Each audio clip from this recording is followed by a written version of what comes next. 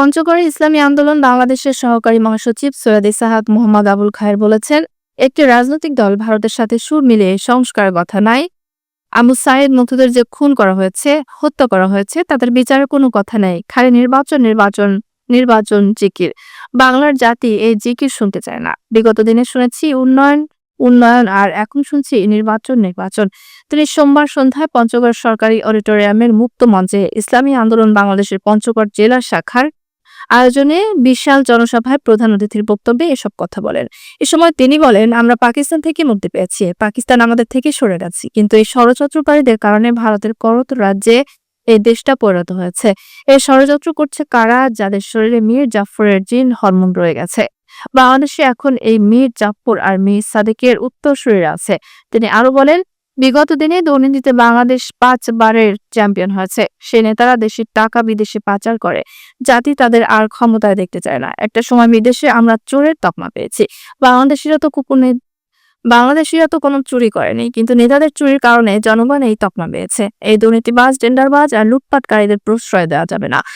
খুন করে, গুম করে, ধর্ষণ করে, দেশের টাকা বিদেশে পাচার করে, এরপরেও ঘুরে ফিরে তাদেরকেই আমরা বারবার ক্ষমতায় পাঠাই, যার কারণে আমাদের ঘরের ভিতরে সিল লাগছে। আল্লাহ পাক রব্বুল আলামিন আমাদেরকে বোঝার তৌফিক দান করুন। সময় বন্ধুগণ, 54 বছরের সমস্যা, কিন্তু বিগত 16 বছর বা 15.5 বছর ছিল সকল সীমা অতিক্রম করার ঘটনা, সকল সীমা লঙ্ঘন করার ইতিহাস। আপনারা জানেন, বিগত আওয়ামী সরকার জোর করে ক্ষমতায় এসে কারচুপি এবং দুর্নীতির মাধ্যমে ভারতের নীল নকশায় ক্ষমতায় বসে কি করেছে? দেশের স্বার্থকে জলাঞ্জলি দিয়ে ভারতের স্বার্থকে রক্ষা করেছে। আজকে জানেন, বর্তমানে অন্তর্বর্তীকালীন সরকার যে 10টা চুক্তি বাতিল করছে, আমি সব আলোচনা করব না, তার মধ্যে সবচেয়ে একটা ভয়ঙ্কর চুক্তি ছিল মোংলা এবং চট্টগ্রাম বন্দর। এই মোংলা এবং চট্টগ্রাম বন্দরকে ভারতকে ইজারা দেওয়ার চুক্তি হয়েছিল।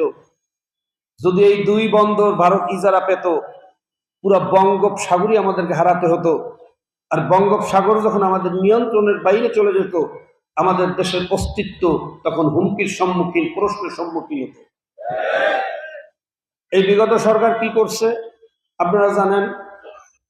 বাংলাদেশে আপনি যত পাথর দেখবেন, আমার দেশে ভোলাগঞ্জে উৎকৃষ্ট মানের বোল্ডার পাথর উৎপাদন হয়। পরিবেশের দোহাই দিয়ে সেই পাথর উৎপাদন বন্ধ করে ভারতের পাথর বাংলাদেশে ঢুকানোর ব্যবস্থা করছে।